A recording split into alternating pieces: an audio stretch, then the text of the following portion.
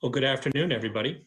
If you're searching for the panel of Systemic Inequities to College to Career, then you are in the right place. My name is Rob Lytle. I'll be our moderator for today. And before we kick this off, I just wanted to have the panel introduce themselves real quickly. So, Anne? Yes. Hi, my name is Anne Schwichtenberg. I'm the Director of Research at College Pulse, which is a data and analytics company that surveys college students. So we've built a proprietary panel of over 400,000 2- and 4-year college students, and we regularly survey them about issues that are important to them. So glad to be joining you today. Great. Jennifer? Hi, everybody. Jennifer Newbill. I'm a Director of University Recruiting for North America at Dell Technologies. We had about 1,000 interns working virtually this summer. And right now we're working on our demand for the next year, and we have about 2,000 positions we're filling. So we're busy. Super. Lauren? Hi, I'm Lauren Rivera. I'm a sociologist at the Kellogg School of Management at Northwestern University, and I'm an expert on hiring practices, especially on campus recruiting and hiring through interviews. And Christine? Hi, everyone. My name is Cruzvergara. I'm the Vice President for Higher Education and Student Success at Handshake. Handshake's the #1 place for college students to find jobs and internships. And prior to this, also had an opportunity to work in higher education. So I've seen both sides of things. Great. Well, we lost Douglas Cooper to a last-minute conflict, but you know, this is a complex issue to tackle, especially in 45 minutes. You know, you've got to think about the college application process, the admissions process, retention in school, job applications, job recruiting, resume screening, interviewing, all of these things. And something can go wrong at any point along the way. And what I thought we'd do today is take a look at this issue from 3 perspectives, from kind of an employer perspective, from a student perspective, and from an institutional perspective. And so, you know, from the employer's perspective, Jennifer, I'd like to start with you. As you pointed out, 1,000 virtual interns over the summer. So Dell does quite a bit of hiring. We do a good bit ourselves, but we're not quite at the level at that scale in my group. But what, from the employer perspective, do you see as some of the key challenges that are out there? One of the things that comes to mind, just really high level, and I think a lot of employers kind of toss this around a bit, is just basic requirements that are tickets to entry, like a minimum GPA. We're having a lot of conversation around this.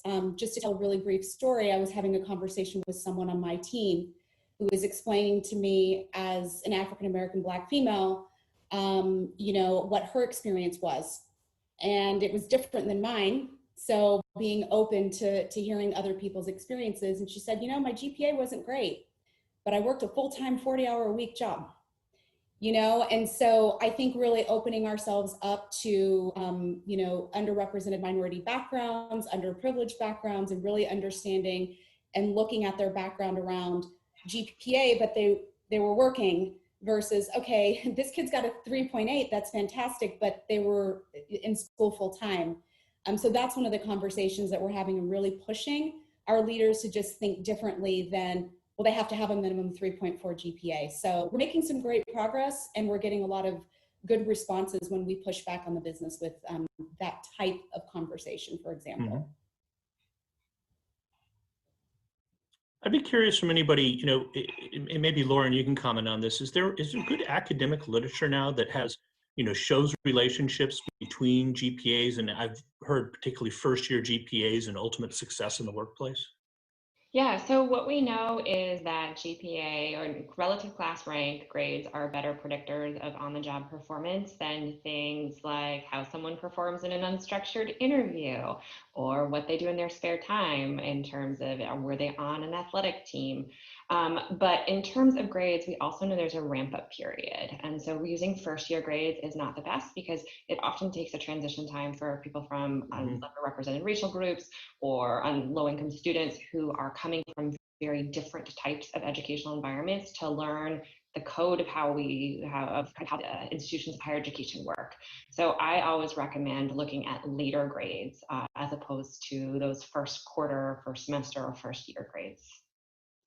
speaking from personal experience, if you were to throw out my freshman year of college, where a lot of adjustments were happening, I was an excellent student, but that first year was not the grandest, that's for sure.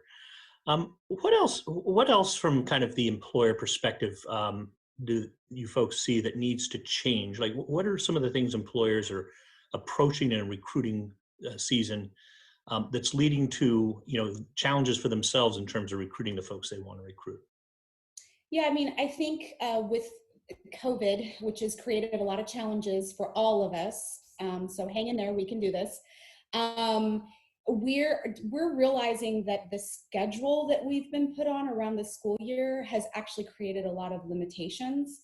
And of course, a lot of employers, we really want to partner with the schools and their schedule very closely. And so we have described to our business over the last several years, this is how we recruit and when we recruit. And I think how we recruit and when we recruit is being completely turned on its head. I can say at Dell Technologies, it absolutely is. And I think for the better. So take, for example, student athletes. This is a pretty hot topic with us at Dell Technologies. We've hired some amazing student athletes. They can't necessarily do a full-time internship all summer. They're in practice, right? They're in the pool, they're on the field. So we're thinking of things like a January internship, kind of right in that athletic dead season, right? Where, hey, you can maybe do a remote project for 4 weeks, you get some skills under your belt.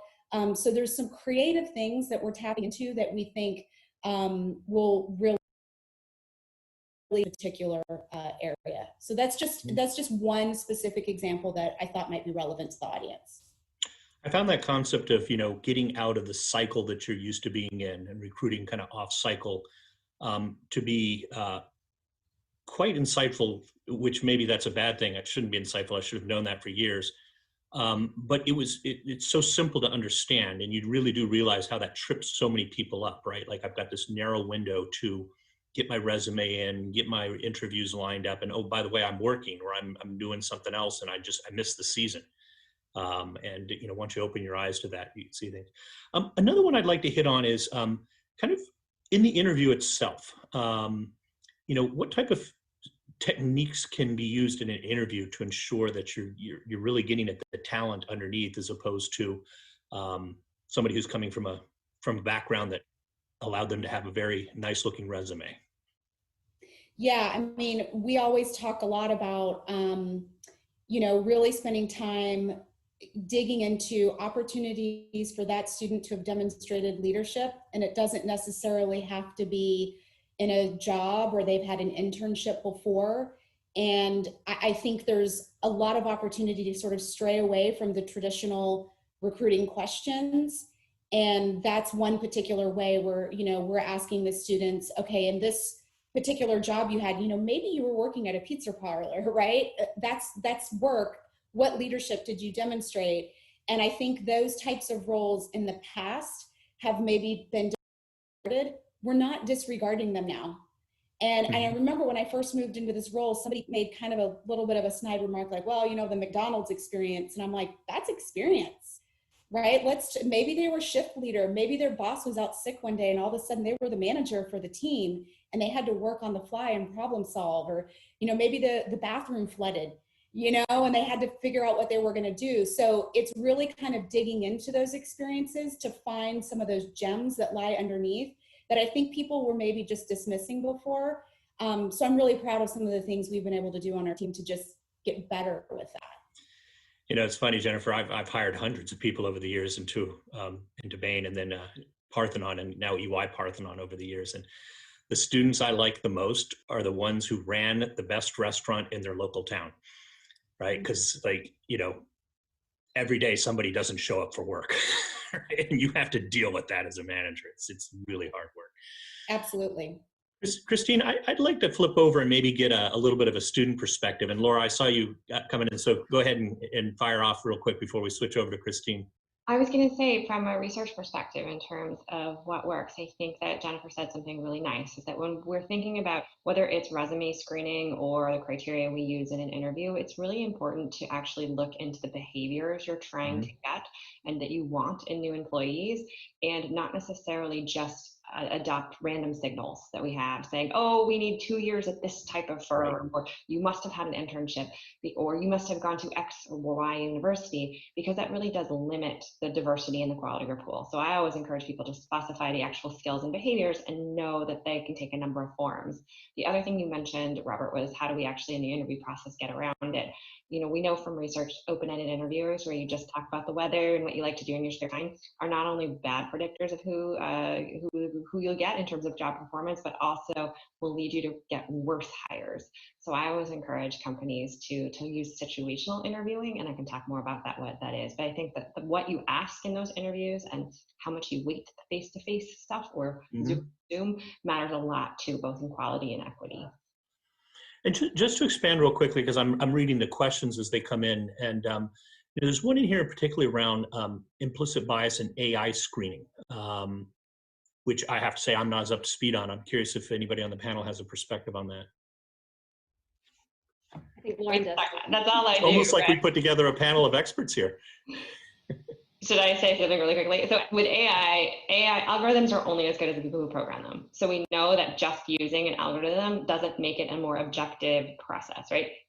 We know from the Amazon case in terms of gender and job interviews that if the data you're training things on is biased, it's going to also lead to bias. So my just 2 cents is that I'm not saying that there isn't opportunity there, but you got to be really careful because just automating something doesn't make it good or equitable. Mm-hmm. Yeah, I would agree 100%. Our professional recruiting team, so we don't use this particular tool, I will not name the tool. You use it at Dell Technologies, but we launched a new tool that's AI, and we've found some issues with it, in particular with gender.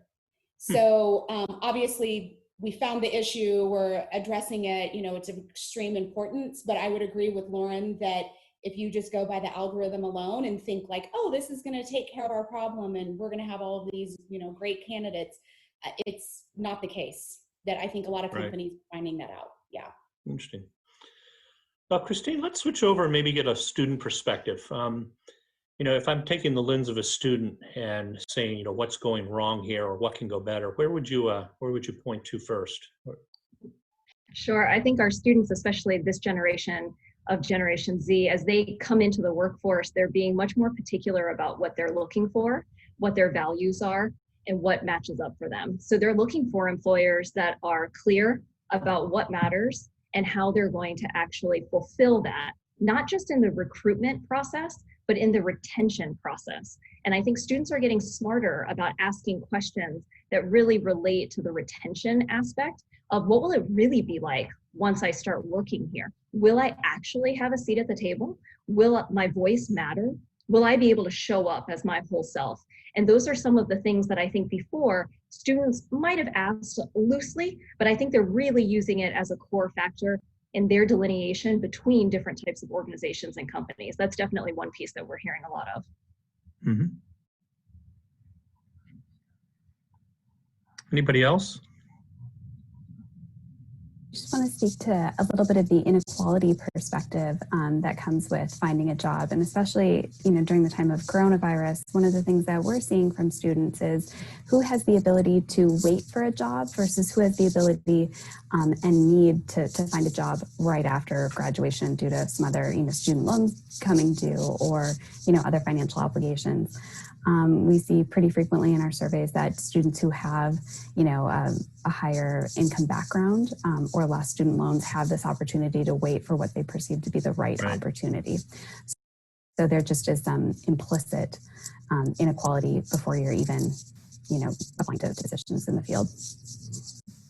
Robert, I'll also just double down on some of the things that Jennifer mentioned earlier. We've actually done some research looking at all of the handshake data that we have to sort of look at what are the most common practices that actually exclude and disadvantage Black and Latinx students through the recruiting process. And Jennifer actually mentioned 2 of them already. So one was GPA. We definitely noticed that when there is a GPA cutoff, employers unintentionally exclude 1.5 times Black candidates in that process. And so just by opening up or eliminating your GPA cutoff, you're actually opening up the funnel in your applicant pool. The second piece is the mention about recruiting timelines. And I think this is a really interesting one.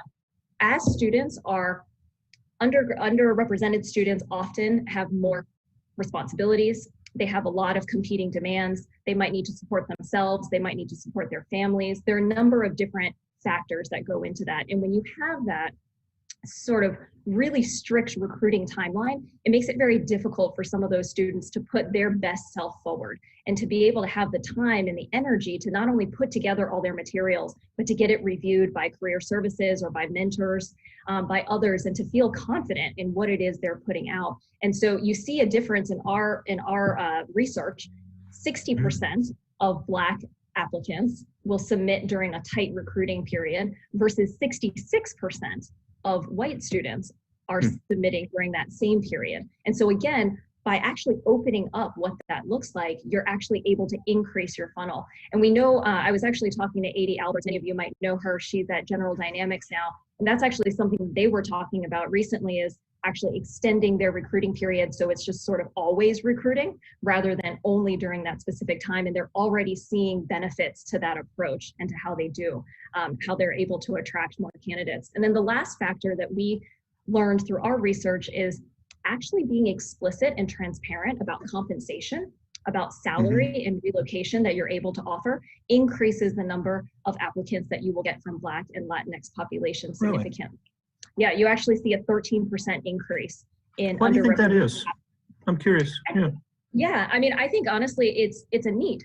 The reality is they might not have a lot of money to relocate. They might have to make a certain salary to be able to pay back their student loans or to be able to support themselves or their families. There are certain factors in their life when they look at it in totality that they have to think about, versus a student that might have a safety net of a family that could take care of them if they choose to go for a low-paying job first, or could even take care of them if they choose to not work for a year while they look for an ideal position, like what Anne was just saying. But I think when you're looking at underrepresented populations, that's not a luxury that you have. And, you know, for me, I was a first-gen student. I was a student of color. I'm a woman of color.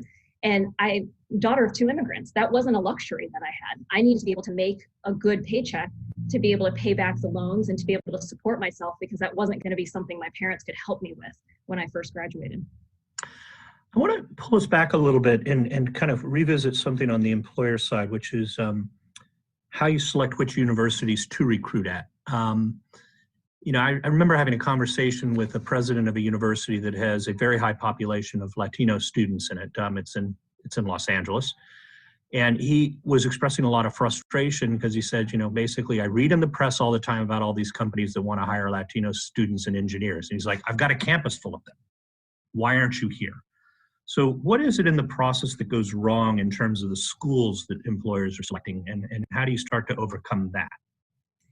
Yeah, well, I think that a lot of university recruiting leaders at various companies will probably agree that there's a lot of politics when it comes to selecting schools. Typically, it is the alumni of the executives. I'm just being candid here. And we are on the call listening. Yeah, some of those all schools, of our audience is guilty. Yeah, some of those schools are excellent schools and they make sense for us. Some of them don't make sense. And I think that recruiters and leaders of university teams feel a lot of pressure around going to these schools. While this SVP told me they want us to go to XYZ University, and we went into iPads, or we did this research and looked at the data, and they're 2% Black African American and 4% Latinx Hispanic. Like that, or, you know, they're 20% female. We look at all of that data now. And so the shift over the last 2 to 3 years at Dell Technologies has been much more towards the data. So it's a combination of where's the school located, right? What's the programs? You know, obviously we want to go to a good school, but also what are the demographics? And so being more data driven is the direction that we're heading. But do we still go to some of our legacy schools? In some cases, yes, we do. And a lot of those schools are very good schools, so we don't turn our nose to them. What we try to do at some of those schools that maybe have a smaller population of ethnic minorities is really dig into the clubs and engage with a NSBE club or a SWE club, and we're finding that there's a lot of great candidates that way. Can I jump in too? I think that in Please. addition to what Jennifer said about alumni, the other two common ways that determine where people recruit in terms of campus recruiting are prestige and location, as Jennifer mentioned. So the prestige one, the location one is kind of makes a lot of sense. We want to go interview people in person. It's going to change with COVID, which I think is actually a great thing. We can interview people from a wider array of geographic locations that might be more diverse from where we're located. But the prestige one is really what I focus on. And the prestige one is a really hard one to break in the US. In the US, we have this really strong mental link in our minds and culturally that prestige equals intelligence. And while a lot of really talented schools, students at Ivy League schools and very prestigious schools, we know that the biggest predictor of whether or not you get in and enroll and complete one of those schools is parental income and education. So when firms are choosing to go on prestige as a marker, they are going on much more than that. They're also doing a screen on wealth, and they're constraining their racial and ethnic diversity. So that's not to say I don't think firms should recruit our prestigious universities. There are always reasons, but when you systematically exclude over half of your potential workers just because they didn't go to one, you're sacrificing not only diversity but also quality, because a lot more goes into admission to those schools than just being.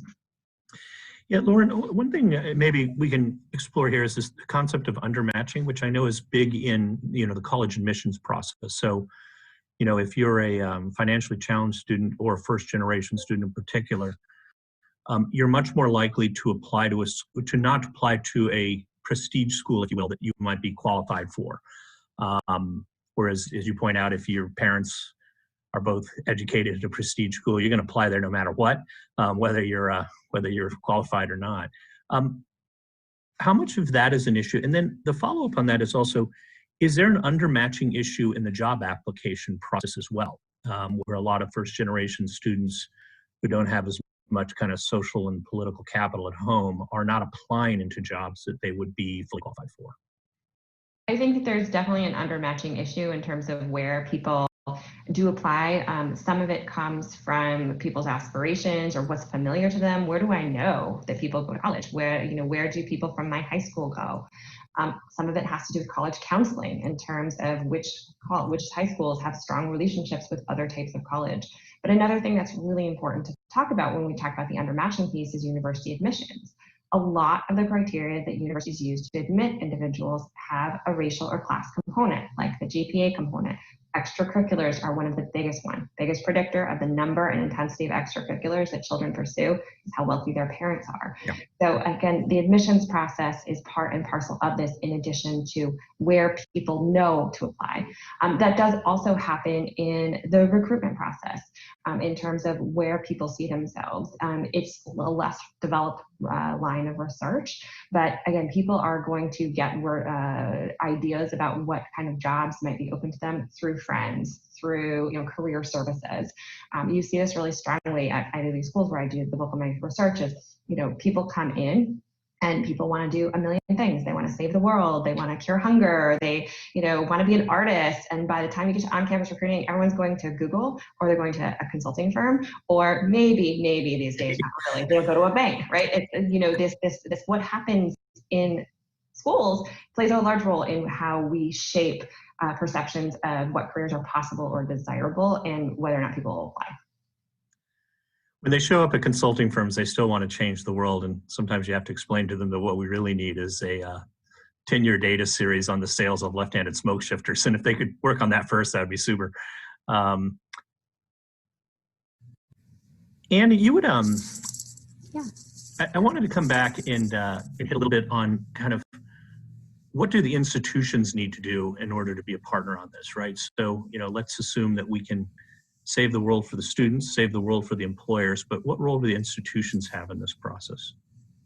Yeah, I think that there are so many things that universities could and should be doing. One of the lessons that our data is showing us is that at two-year colleges and universities, there are some pretty formal for credit college courses for career exploration. So students take them, find them really valuable, save some time in terms of helping them, identify the right major for them, and kind of help them figure out, what is the right fit for me. So, ideally that helps them save some time and also some money. But I think that the second, thing that we see in our data pretty frequently is that students are coming out with huge amounts of student debt, and ultimately that's determining the kind of career path they have.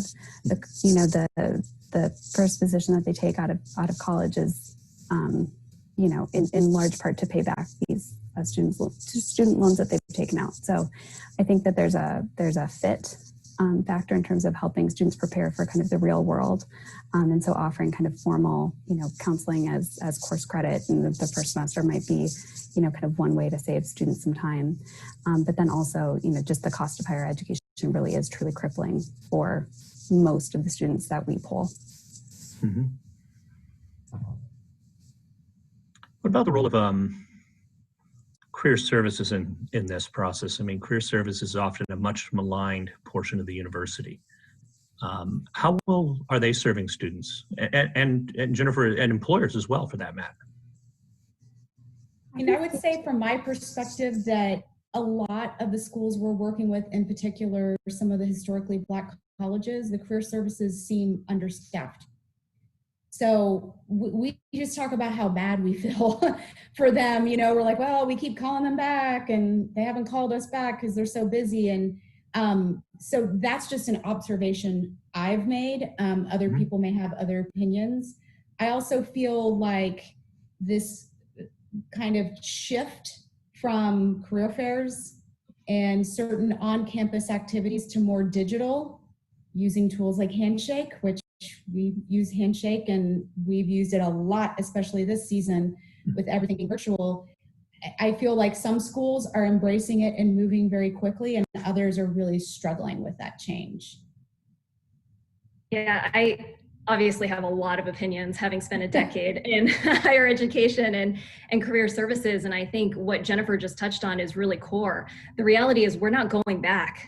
We're not going back to pre-COVID. Right. Handshake, we were already seeing a trend towards digital recruiting because it is more accessible, it is more equitable, and it allows more people to be in the process, and it allows more employers. We work with 500,000 employers, and across that 500,000, we're talking small mom and pop shops, we're talking medium-sized businesses, we're talking huge organizations like Dell, right? And across the board, we were already seeing a shift of employers move towards digital before COVID. When COVID happened, all it did was accelerate the change that was already happening. It condensed what we would have seen happen in 2 to 3 years, happen in 2 to 3 months. And now that employers are really dedicating more capacity planning and more training around digital recruitment so that they can actually search by skills and qualifications and behaviors and characteristics, as Lauren was talking about, rather than just school or major or GPA. It is opening up that funnel, and I don't see employers going back. And so from a school perspective, it's really important that our career services partners continue to partner, continue to think about what is next and how can we actually be a value add to our students, to our employers, and what does that need to look like? So from my perspective, I think there are 2 things that really need to change in how career services could continue to redesign their role in this new sort of digital world. I think when it comes to students, they need to rethink about how to become truly content creators and content curators from the standpoint of you have a lot of education that needs to get to students who otherwise might fall through the cracks. So how do you do that in mass? How do you do that in scale? And how could you actually learn from other industries that regularly educate at scale in order to do that? And in my opinion, one of the industries that does that the best is media, right? Media essentially has been educating children for ages. You look at Mr. Rogers, you look at Sesame Street, you look at some of these shows that quite frankly have actually been doing a lot of education at scale for a long time. So what can we learn from that, and how can we start to apply that so that we're no longer just serving 30% of your student population, you're serving ideally 90 to 100% of your student population? What does that look like? Now, fundamentally, that does change the role of a career counselor. You're not just doing one-on-one counseling anymore. You're educating in a very different way, and that does require a different skill set. So that is one shift. The second shift is on the employer side. Employers are now able to reach more students, even on their own, right? And so when that's happening, you don't really go through the school to do all the programming anymore. So now employer relations teams are wondering, well, what's my value? What can I do? And in my opinion, what they can do is truly be the best channel marketer possible for those employers. You know your student population better than anybody, or you should, right? And so when an employer is saying, I'm looking for this profile or these characteristics, these qualities, you should be able to think in your head, oh yeah, that is the NSBE group, that's students in this organization, that might be students who majored in these classes or this area. And you know what, we're gonna help you target your event or your thing to those students, right, to make sure that they're getting in the door and they're actually finding those opportunities. So I think it's an exciting time, but it requires people to take on a new mindset and how they look at it. And then real quick, just as from an institutional level, every single institution right now is struggling financially. They are looking at what they are going to do and what they need to change, and they have to care about return on investment. It is a huge mistake that so many institutions are actually cutting budgets to career education. 50% of our partners, we partner with over 1,000 universities. 50% of them have had their budgets cut. It's crazy. I think it's that's their best recruiting machine is good jobs for students. There's no question. That's correct. It's short-sighted to be cutting there. You know, it's interesting, you know, just reflecting on myself, you know, we run a pretty sophisticated recruiting machine at EY, right? So like, you know, but the transition has been massive. And I have to say, having sat through a couple of the virtual interview rounds now, I like them. I find that they get rid of a lot of the junk that happens in commentary at the end. You know, when you have people like, oh, I just don't know if they had the right feel. And you're like, what are you talking about? Right? like that's a ridiculous statement to make. And it seems to have eliminated a lot of that type of, you know, senseless discussion and evaluation. So, I'm a convert, I got to tell you, and I suspect you're right in that we're not going to go back to, you know, sitting in the stuffy room on campus and, you know, with back-to-back 45-minute interviews all day long. It's not productive. You don't see the right candidates necessarily because they have an interview with somebody else and I can't reschedule them. I'm missing. I think you're spot on that one. Hey, I am monitoring the. Oh, go ahead, Lauren. One of the things that's a really great opportunity for COVID is when we're talking about the effectiveness of various interview strategies, we actually know one way to reduce bias in interviews, both in terms of the quality as well as for equity, is to do what are called panel interviews, where you have multiple in the room interviewing the exact same person at the same time. So a lot of companies do this sequentially. I meet with you and then I meet with you. We actually don't get the benefit of having more opinions there. We have a great opportunity to incorporate panel-based interviewing, structured tasks. You can, with the virtual format, it's kind of throwing up a lot of the balls in the air and changing things anyways. I think there are a lot of opportunities to make that process better for everybody. Yeah, I love panel interviews, especially if everybody knows their role. Yes. I did have a question come in on boot camps, and it was addressed to Jennifer, but I'll put it out to the group at large. You know, it's how well are the boot camps doing at producing quality candidates? But I want to dig one layer deeper, because the typical profile of a boot camp graduate is somebody who already has a 4-year degree from typically an upper tier 2 university and is 26 years old. And so they've already got all those inherent, quote, college skills, the soft skills under their belt. Now they're getting a technical and a little bit of immersive how to work. And I know that those outcomes are usually very strong. What you see less of, and there's a couple of the boot camps out there that are being custom built around, you know, kind of taking students who don't have a college degree and transforming them. And I'd be curious to hear, you know, perspectives on how that population thrives in the workforce. And also if that's, you know, a harbinger of a broader trend around micro-credentials, which are, I think, picking up steam at the graduate level, but not necessarily at the undergraduate level. Well, just as an example at Dell, and I would say one of the lessons learned for us that I think I keep repeating is we have to be flexible and we have to be creative around how we approach this. So for example, with some of our programs, we have a boot camp for high school students, and it's usually much shorter. It's usually a lot of job shadowing and just, you know, kind of general skill development. They're not necessarily working. We're more kind of doing programs with them around like AR or VR, and it's just, it's a different approach because it's a different audience. These are 16, 17-year-old, you know, kids, I guess I can say that. So very different than a graduate from a four-year Mhm. degree or a master's degree student. Yeah. Anybody else? Are we, the ubiquitous, are we going to disaggregate the degree anytime soon? I don't think the degree is going anywhere. I mean, I think, there is a great value in a four-year sort of college or university experience. And I think COVID in many respects has actually highlighted for us what is so valuable about in-person, right? I know I just spent the past 10 minutes telling you why digital is so great and why it's going to stay. But that doesn't mean that there won't be in-person components. There will be in-person. It's just going to be more meaningful. And I think as humans, we're starting to figure out what aspects really can be optimized for virtual and what aspects can actually be optimized for in-person. So I don't think the four-year degree is necessarily going anywhere, but I do think we're going to see more flexibility, and we're already starting to see more flexibility from employers who are willing to look at credentials that are non-traditional, whether that's from a boot camp, whether that's from a certificate. We know through some of the new research that just came out from the National Student Clearinghouse that there has been a huge increase in the number of post-bac certificates and people enrolling in those particular programs, when enrollment, generally speaking, for undergraduate and for two-year community colleges is actually down. So I think you're going to continue to see more flexibility, but I think it will be added on top of the four-year or the more traditional college experience. I don't know that it will necessarily replace. We just recently asked a question about, is there still going to be, kind of the future of an in-person education? And 60% of our four-year college students said yes. It was interesting to see, though, that only 40% of our two-year students said the same thing. So I think already you're starting to see kind of a shift in who believes that there is a place for in-person learning.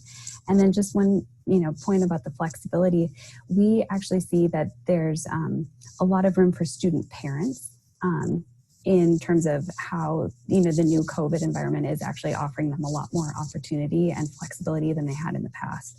So I just want to say that this is like one great step towards, hopefully, leveling the playing field just a little bit for that specific demographic. Yep. I'm starting to get the time warning flash here. So I'd like to switch to a speed round, if you will, and just kind of take it around the virtual table here. And if we got back together 10 years from now, it's a two-part question. One, will we be having the same discussion, or will we be declaring victory? And if so, what will have changed for the better? And maybe what won't have changed? Where do you not have confidence? Christine, we'll start with you. Oh, the hot seat first. That's a difficult one. I'm an idealist and an optimist at heart. So I like to think that 10 years from now, we may still be having some aspects of this conversation, but I hope to have seen some pretty significant progress. Some of the things that I hope we will see differently are leadership and board tables that are representative of the communities in which they serve. So we are seeing more people of color, more leaders of color, more women, more underrepresented individuals that are actually at the table helping to make decisions and to decide and design what it is that is in our world and in our lives every day. So I hope that there's some pretty big shifts there, and we're looking at some very different numbers in 10 years. I think, however, the topic of diversity and inclusion and really changing the systemic issues that we have, quite frankly, are lifelong. It's lifelong. And I think we're going to be working on it for a very long time, and we're going to have to continue to progress and to figure out what that looks like. And I hope that 10 years from now, we are really grappling with and have started to understand what it means to bring your whole self to work, what it means to be able to have different norms of professionalism that are more inclusive of multiple cultures, multiple people, multiple approaches, communication styles, all of that. And that we think about that a bit more fluidly than we have in the past. Lauren? I think that what will remain and intensify are income gaps in access to higher ed, as well as achievement wherein. I think that COVID really exacerbates a lot of that. We slid backwards there, didn't we? Yeah, I mean, I think that when you think about what people in high school right now are doing in terms of, for individuals who don't have financial means, especially with widespread school closures, in terms of childcare, in terms of people are just, it's going to be a harder sell. And also just when the, fewer people are employed. So I think that we'll be dealing with the ramifications of that 10 years from now. Yeah. I agree with Christine that I think that we'll still be grappling with racial inequalities, and I hope we will have made some progress. The last thing that I think that won't change, though, I think that link between employers having a desire to pick and choose the universities they think are the chosen ones or the right ones. I don't think that's going anywhere anytime soon, even though I'd like to. And we're at about the 90-second mark, and then we disappear. Sure. Yeah, one thing I want to say that I think is here to stay is the importance of a 2-year college. Yeah. And I think offering that flexibility to students as an alternative to a traditional 4-year degree, I think is an excellent path that many students can and should pursue. But the outcomes are terrible, which is a whole panel to unpack there. But we'll see at the next panel. And then I'll yield to Jennifer so she can speak. I would say, and I'm agreeing with Lynn, I think to some degree, who the executive connections of their alums, that will always be an uphill battle. I think that won't change. I do think this mix of roles that are appropriate for 2-year, roles that are appropriate for 4-year or master, kind of figuring out this blend of virtual and face-to-face. We will go back to face-to-face for some things. I really hope we have figured out in 10 years. That's definitely on my radar. yeah, I think the talent battle is going to force us to crack into the right universities sooner. That's the one I'm most optimistic about. The battle for talent is brutal.